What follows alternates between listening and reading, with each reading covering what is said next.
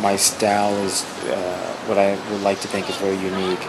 I find that my style has derived from my love for stained glass art.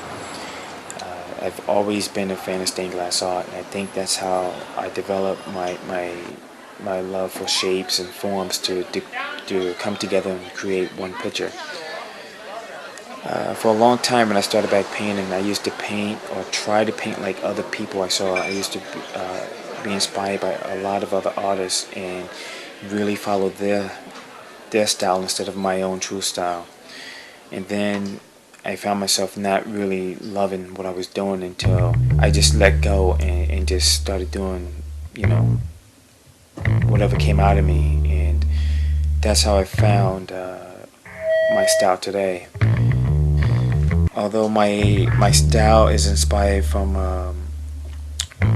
my hard lines of stained glass, but I think emotionally it comes from humanity and trying to tell a story about different people, not just about somebody's hardship, but you know, a brighter side to it, a more positive outlook to going through something that people have a hard time with going through every day.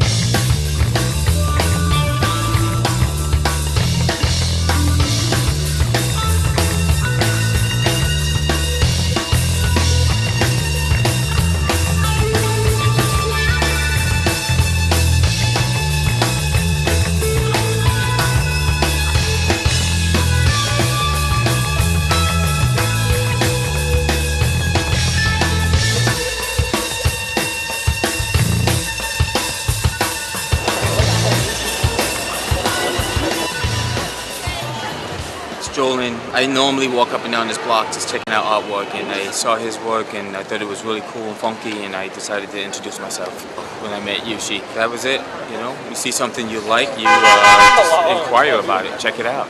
But I was looking for something new,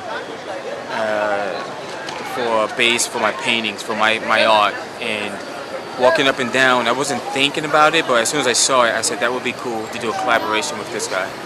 Yeah, you'd be surprised. A lot of people walk up and down these streets, and you meet interesting people every day. So anybody at any time could be looking for any one piece of art. And I guess being out here is kind of like just self-marketing.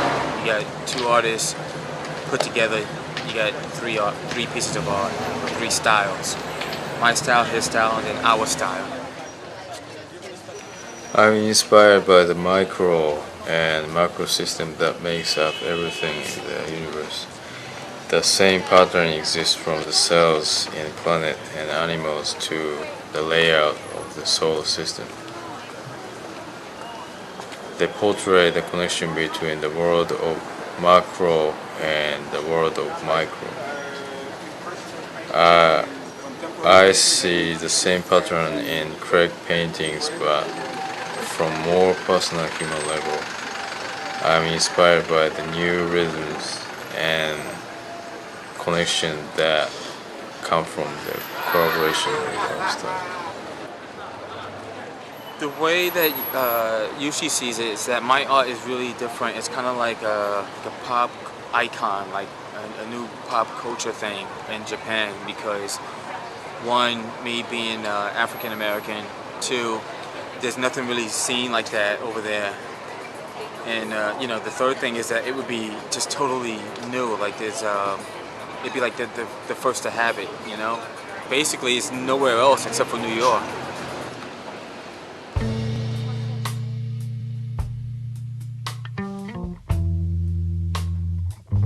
Like so many other artists that are around me every day. Here I am in a city filled with artists, and you know, I would like to think that I'm on the eve of opening up to the world and having the world see me as a artist that's expressing some serious concerns. And you know, my main goal is not to become rich and successful off of this, but to really share my feelings and my thoughts and my passion with as many people that I can, and feel good about it. So a lot of times I paint because it's what I love to do, and I think that when I start to paint because I'm trying to make money off of it, I think that's when you know, it's going to become harder for me to do this, and it's something I love. So you know, eventually I will be able to support myself off my art, but I have to focus on, you know, everything coming from my heart, and I think that would keep my art sincere and you know, always a passion for me.